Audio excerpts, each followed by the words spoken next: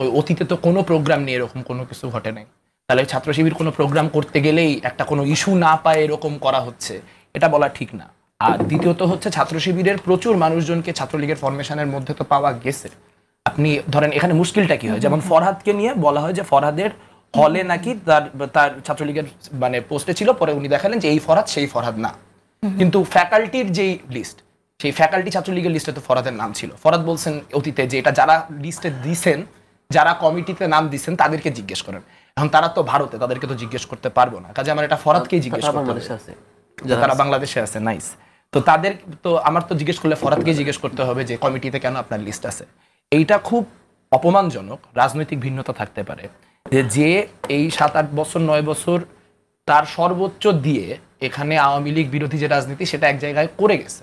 এখন সেটা আমার সংখ্যা কম দেখে আপনার কাছে সেটা কখনো একা একা সর্বাত্মক সরকার পতনের আন্দোলনে পরিণত হয় না, কিন্তু যে কোনো ঘটনায় আমরা আওয়ামী লীগ আমলে ঢাকা বিশ্ববিদ্যালয়ে রেজিস্ট্যান্স দেখাইছি।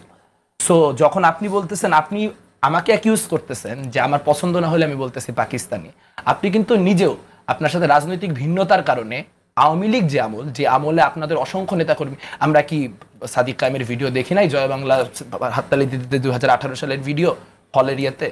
তাহলে এখন এটা যদি আপনি আমাকে বলেন, অ্যাকিউজ করেন যে আমরা হচ্ছে ওই সময় কুসুম কুসুম বিরোধিতা করছি, আমরা হচ্ছে আপনার অ্যাকচুয়াল কোনো বিরোধিতা করি নাই, ভাই আমি কি করছি না করছি সেটা তো হিসাব আছে। আপনি আমাকে বলেন যে যখন ছাত্র ইউনিয়নের কতজন ছেলে জেলে গিয়েছিল বা মার খেয়েছিল পুলিশ? আমাদের হচ্ছে, আমি যদি একদম on the top of my head মনে করতে পারি, আমাদের 8 জন কেন্দ্রীয় নেতা মাঝখানে 1 মাস জেলে ছিলেন হচ্ছে ওই যখন কিনা লেখক মোশতাক মারা যান। সেই লেখক মোশতাক মারা যাওয়ার পরে আমরা হচ্ছে আপনার যে মিছিল করি, সেই মিছিল থেকে আমাদের গ্রেফতার করা হয়। ক্রসফায়ার শিকার হয়েছে কয়জন? ক্রসফায়ারের শিকার হয়নি। দেখেন আপনার সংগঠন আমার থেকে অনেক বড় সাইজের, সো আপনার সাথে আমার সংখ্যার হিসাবে মিলবে না।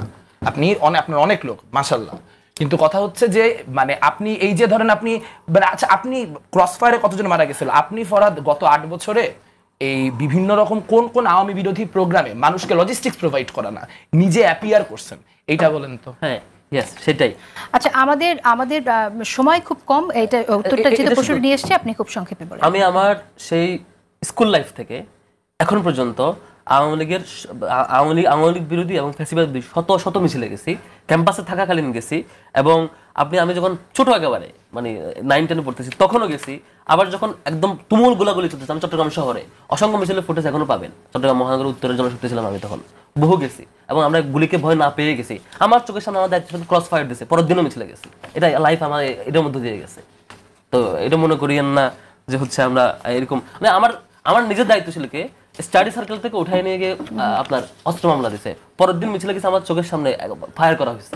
চট্টগ্রামের ঘটনা। ওসি প্রদীপ কুমার দাস, তুই শিবির করছ, টান দিয়ে ধরে হচ্ছে গুলি করে হত্যা করছে দিন দুপুরে, এবং আরেকজনকে চট্টগ্রাম আরেকজনকে হত্যা করে তারপরে ড্রেনের পাশে নিয়ে ওই বন্দুকের নলা দিয়ে চোখ উপড়ে ফেলছে, তারপরে হচ্ছে কান ছিদ্র করে এখানে মানে ফুটো ফুটো করে তারপর ড্রেনে লাশটা ফেলে দেওয়া। আচ্ছা ফরহাদ, আমরা শেষ করে দেব, আমাদের হাতে সময় বেশি নেই। আমি একটু জানতে চাই যে আপনারা তো অনেক প্রোগ্রাম করছেন, এত প্রোগ্রামের অর্থ যোগান দিচ্ছে কে বা কারা, কোথা থেকে আসছে? সম্ভবত রিপ্লাইটা এই শোতে একবার দেওয়া হয়েছে আমাদের। এবার তো অনেক আমাদের সৌভাগ্য যে হচ্ছে আমাদের 1977 থেকে শুরু করে এখন পর্যন্ত যে সংগঠনের যে যাত্রা, এই যাত্রায় আমাদের অ্যালামনাইরা আমাদের সবচাইতে বড় রিসোর্স।